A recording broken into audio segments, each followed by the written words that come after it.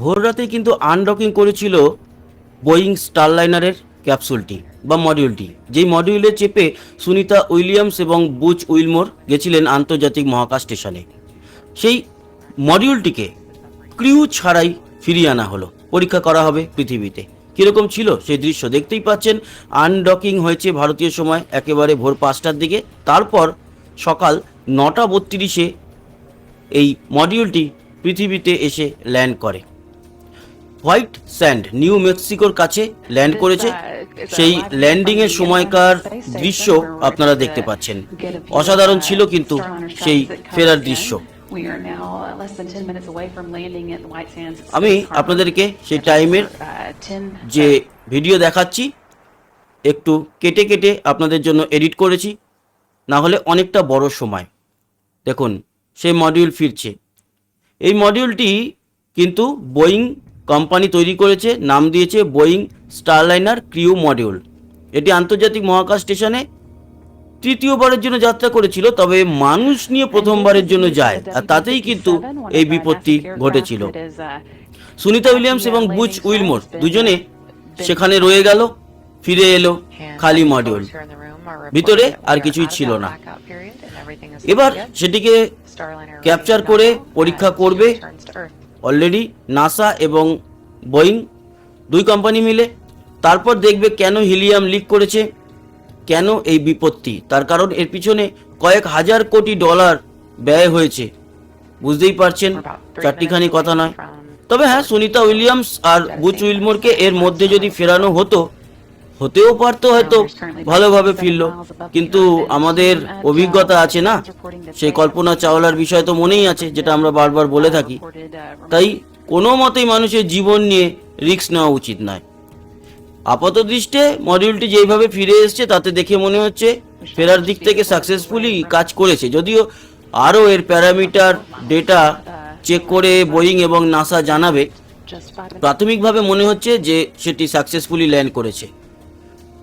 আগামী 2025-এর ফেব্রুয়ারিতে বোয়িং স্টারলাইনারে তো নয়, ক্রিউ 9 মিশনে যেহেতু দুজন যাচ্ছে 25 তারিখে, 4 জনের সিটে 2টো সিট খালি যাবে। সেই 2টো সিটে আগামী 2025-এর ফেব্রুয়ারি মাসে ফিরবে বুচ উইলমোর এবং সুনিতা উইলিয়ামস।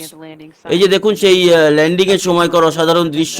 হোয়াইট স্যান্ডের কাছে নিউ মেক্সিকোতে এসে ল্যান্ড করেছে এবং প্যারাশুট, এটা হচ্ছে এই দুটো প্যারাশুট, কিন্তু দেখতে পাচ্ছেন এই দুটো প্যারাশুট আলাদা হয়ে যাবে। তারপরে আরও গতি কমানোর জন্য 3টে প্যারাশুট খুলবে। এই জায়গাটা বেশ অন্যরকম।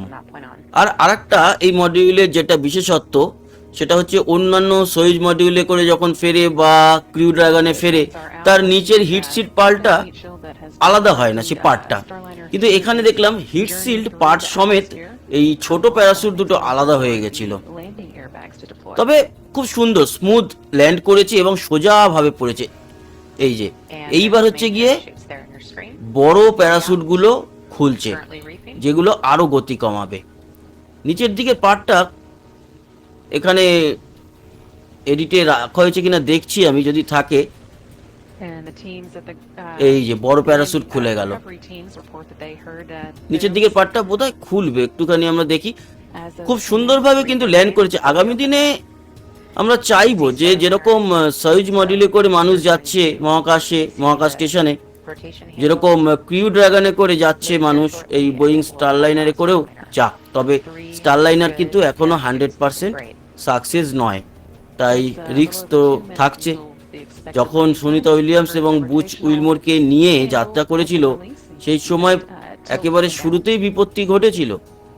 তারপর থেকে সেটি ডক করা থাকে। প্রাথমিকভাবে ফেরার কথা ছিল 9 দিনের মাথায়, দেখুন আলাদা হয়ে গেল হচ্ছে গিয়ে হিট শিল্ড, আর তলায় ওই টিউব বা গোল গোল বল টাইপের, যা ল্যান্ডিংয়ের সময় আরও স্মুথ করেছে সিস্টেমটাকে। তো সুনিতা উইলিয়ামস এবং বুচ উইলমোর কিন্তু ওখানে থেকে গেল। ফেরার কথা ছিল 9 দিন 10 দিনের মধ্যে, তারপর বাড়তে বাড়তে বাড়তে বাড়তে এখন প্রায় 90 দিনের মতো হয়ে গেল।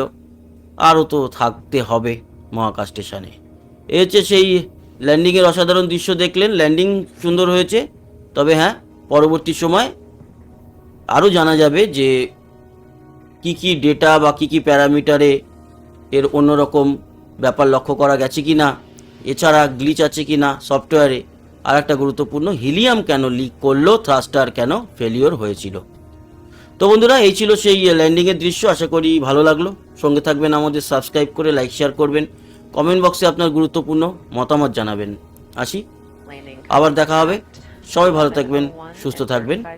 টাটা।